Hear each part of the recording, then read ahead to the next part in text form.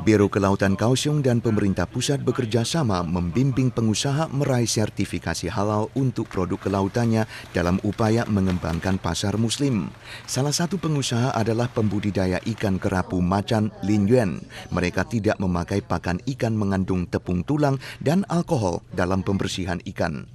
不能够添加一些动物的骨粉啊，或者是血粉，还有酒精这一部分，你都不可以含在那个饲料里面。所以饲料的厂商的话，我们也都是需要去经过过滤的。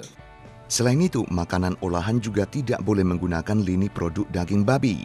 Untuk pertama kali digelarnya program bimbingan sertifikasi halal ini, targetnya adalah pasar muslim berpopulasi melampaui 1,6 miliar jiwa yang diperkirakan mendominasi sepertiga populasi global pada 2050. Saat ini 27 produk dari 5 pengusaha telah meraih sertifikasi. Menurut Biro Kelautan, dalam evaluasi skala dan produk untuk pasar muslim ditemukan bahwa jumlah produk perikanan olahan tidak banyak. Inilah mengapa pengusaha dibimbing menuju arah ini. Atas petunjuk Biro Jalan Tol di bawah MOTC, pakar mengusulkan ditambahnya restriksi jalan tol 3-in-1 saat ini menjadi 4-in-1 untuk mengatasi kemacetan lalu lintas arus mudik dan pulang di jalan tol dalam rangka liburan panjang. 有的家庭真的只有由现在比较少子化，那3个人不能上路的话，怎么解决这个问题呢？ Selain meningkatkan restriksi jumlah penumpang, sistem pemungutan biaya tol juga dipertimbangkan direvisi. Berdasarkan sistem sekarang, biaya perjalanan 20 km pertama per hari sepenuhnya gratis. Setiap 1 km untuk perjalanan 20-200 km berikutnya $1,2 dan seterusnya bisa menikmati diskon 25%, yaitu $0,9 per kilometer. Sedangkan untuk liburan panjang, biaya gratis untuk 20 km pertama diganti dengan biaya tunggal $0,9 per kilometer.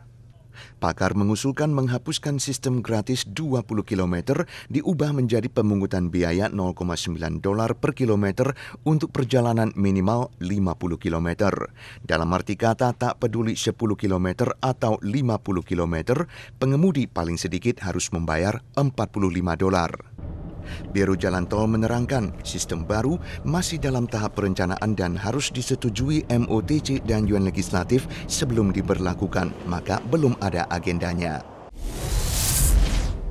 Sejak ditetapkan sebagai peninggalan sejarah tingkat kabupaten pada 2011 dan melalui renovasi sepanjang 7 tahun, Rumah Sakit Kereta Api Changhua dibuka kembali dan diperkirakan menjadi suatu pusat destinasi wisata kebudayaan kereta api di Changhua.